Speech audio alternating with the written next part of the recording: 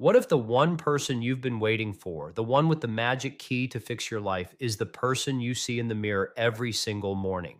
This isn't the story of a celebrity or a silver spoon athlete. This is the story of David Goggins, a man who knows what it feels like to be broken. And if you skip past the noise and the pain, you will miss the one quiet lesson that could give you back the strength you thought was gone forever. Simple fuel. Let's start with something we do every single day: eating. For most of us, food is about comfort, pleasure, or just quieting a rumbling stomach. For David Goggins, it's something else entirely.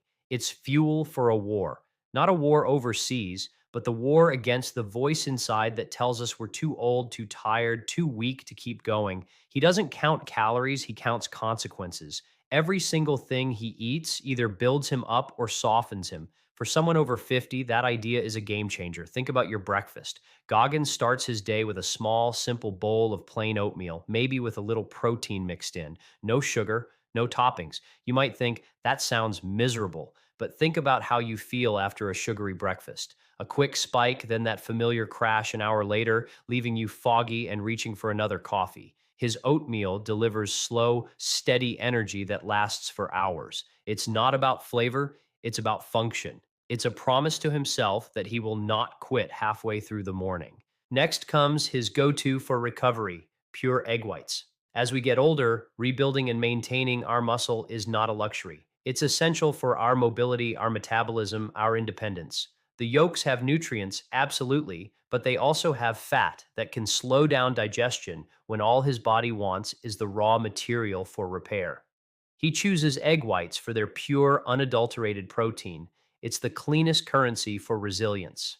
Then, for his main meals, it's often something as simple as a grilled chicken breast. No sauces, no breading, no fluff, just lean fuel to support a body that he asks so much of. This is about giving your body what it truly needs to recover, to stay strong, and to carry you through the day without feeling heavy or slow. Every single calorie has a job to do. What if we started asking our food what job it was doing for us? Not just, does this taste good, but will this make me stronger? Will this give me the clarity I need to face my day? It's a profound shift in thinking, and it's simpler than you can imagine. Drawing lines, just as important as what he puts into his body, is what he absolutely refuses to let cross the threshold. This isn't about being on a diet. This is about fiercely protecting your energy and your focus. It's about drawing a hard line in the sand. First on that list is sugar. We all know it's not great for us, but for Goggins, it's the enemy. Think about how you feel when you're dealing with aches and pains, with stiffness in your joints. That's inflammation. Sugar is like throwing gasoline on that fire. It slows down healing, it fogs up your thinking, it robs you of your energy. Removing it isn't about deprivation, it's about taking away the thing that is actively working against your body's desire to heal itself. Next, he avoids all fried food. That crispy, greasy coating feels good for a moment, but it's like pouring sludge into a high performance engine. It clogs everything up. It weighs down your digestion, bloats your system, and makes your brain feel fuzzy. When you want to feel light, clear, and ready for anything, that heaviness is an anchor you just don't need to carry. The third thing he avoids is just as common: white bread and other processed carbs. Think about that piece of toast, that bagel, that pasta. It gives you a quick burst of energy, but then the crash comes and it leaves you hungrier and more tired than you were before. For Goggins, this isn't real energy. It's an illusion. It's a trap that keeps you on a roller coaster all day. He sees food as ammunition for the day ahead. And if a particular food is a blank, or worse, if it's going to backfire on you, he just won't load it into the chamber. This isn't about eating perfectly every moment of every day. It's about understanding the cause and effect. It's about realizing how much better you can feel when you stop consuming the very things that are holding your energy and your health hostage. The man eats with a level of intention that is breathtaking, not for punishment, for power. What if you just chose one of these, sugar, fried food, or white bread, and decided to draw a line for a week just to see how you feel? That's a question only your body can answer. Daily war. Now let's talk about movement. David Goggins doesn't work out. He wages a daily war against the voice of complacency. And while his routine is more extreme than any of us would ever need, the philosophy behind it is something we can all learn from. We are not training to be Navy SEALs. We are training to live fully in the one body we have been given. For him, a Monday might be all about functional upper body strength, pull ups, push ups, presses. This isn't about building beach muscles. It's about building the kind of practical strength that keeps you capable, the strength to lift a grandchild, to put the suitcase in the overhead bin, to feel solid and secure in your own frame. On Tuesday, he runs 10 miles, often with no music, no distractions. It's not cardio. He calls it a conversation with pain. For us, maybe it's not 10 miles, maybe it's a 20-minute walk. But what if we tried it without the phone, without the podcast, just us and our breath, just noticing when that voice says, let's turn back, and gently choosing to go a little farther? On Wednesday, he focuses on body weight training, pull ups, burpees, squats, no fancy machines, just gravity and his will to fight it. This is about remembering that you are your own gym. You don't need an expensive membership to get strong. You just need the floor and the desire to not let gravity win. His Thursdays are about high intensity work, the kind of workouts people tend to avoid. But it is in that discomfort that the body is forced to adapt and get stronger. For us, that might just mean walking up a hill instead of on a flat path or climbing a few flights of stairs. It's about introducing a challenge, no matter how small. His Fridays are about building raw, foundational strength with things like deadlifts and weighted carries. This isn't about getting bigger. He says it's about getting harder to break. For us, carrying a heavy grocery bag in each hand is a farmer's carry. It builds grip strength, core stability, and the kind of ruggedness that protects us from falls and injury. His weekends are about staying mobile and recovering, but even his rest day involves movement. Because for him, stillness is where the body gets soft. The lesson here is not in the specifics, it's in the consistency and the purpose. He trains to be ready. What if we moved our bodies each day with the simple intention of being ready for life? Inner rules. You can eat the same food.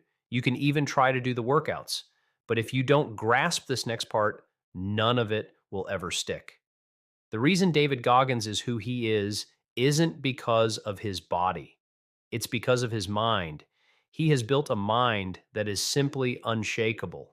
And he lives by a set of rules that you and I can start using today in our own lives, in our own way. His first rule is simple: do something that sucks every single day. Now, sucks is a strong word, but what he means is do something that creates a little bit of purposeful discomfort. It could be taking a cold shower for 30 seconds at the end of your warm one.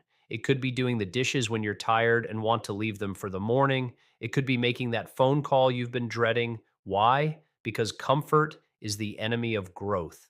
When we willingly step into small discomforts, we prove to ourselves that we can handle hard things. We build resilience, one tiny act at a time. It's like a vaccine against the victim mindset. His second rule is what he calls the accountability mirror. He literally writes his goals, his weaknesses, his truths on sticky notes and puts them on his mirror. So every morning he has to face reality. He has to look at the man in the mirror and be honest. For many of us, the mirror is a place of judgment. We see the wrinkles, the gray hairs, the ways we've let ourselves down. What if instead it became a place of gentle, honest conversation? What if we put a note on it that said, go for a 10-minute walk today? Not as a command, but as an invitation, a promise to ourselves. Another rule is what he famously calls the 40% rule. He believes that when your mind is telling you that you are completely done, that you have nothing left in the tank, you're really only at about 40% of what you're truly capable of. That voice that screams for you to stop is a liar. It's a protection mechanism that kicks in way too early. Knowing this is one of the most powerful sources of hope there is. It means that when you feel like you can't go on, you have a vast reserve of strength still waiting to be tapped. Finally, he lives by discipline, not motivation. Motivation is a feeling, it's hype. It comes and goes like the weather. Discipline is a choice. It's what you do when the feeling isn't there. It's getting up when it's cold and dark. It's choosing the healthy meal when no one is watching. Discipline is the quiet, steady engine that drives real change. Quiet choice. There's one final rule that holds all the others together. It's to be uncommon among the uncommon. At first, that sounds impossibly intimidating, but the truth of it is beautiful. It's not about being better than anyone else. It's about holding yourself to your own highest standard. It means that even when you've succeeded, even when you've done well, you don't settle into comfort. You don't get lazy. You stay true to your path. You continue to do the hard things, the quiet things, the disciplined things, not for applause, but because it's who you've decided to be. It is an internal promise. The most amazing thing about David Goggins is not his list of accomplishments. It's not the world records or the Navy SEAL training. The miracle of his story is that he was once a 300-pound man who felt broken, lost, and afraid. The man you see today was not born. He was built. He was built through millions of tiny choices. The choice to get out of bed, the choice to put on his running shoes, the choice to eat the oatmeal, the choice to look in the mirror and tell the truth.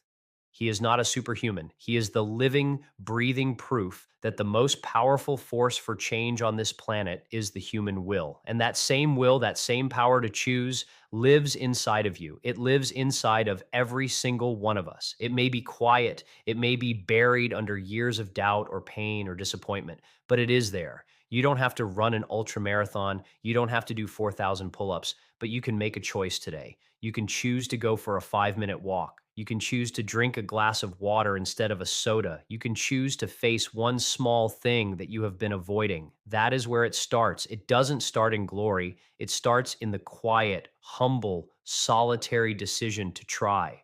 The man you want to be, the life you want to live, is not out there somewhere waiting for you. It is waiting on your next choice. The power is not his, it's yours. Try this today. Make one uncommon choice, just one, and see what happens.